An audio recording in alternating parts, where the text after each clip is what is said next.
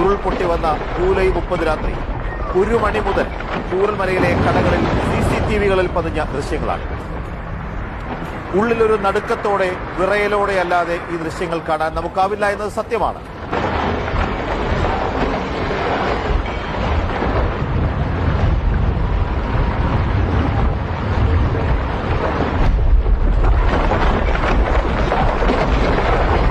പക്ഷെ നമ്മൾ ആലോചിക്കേണ്ടതില്ല, രാത്രി 1:50 പുലർച്ചെ 2:20 4:30 CCTV ദൃശ്യങ്ങളാണ് ഈ കണ്ടത്.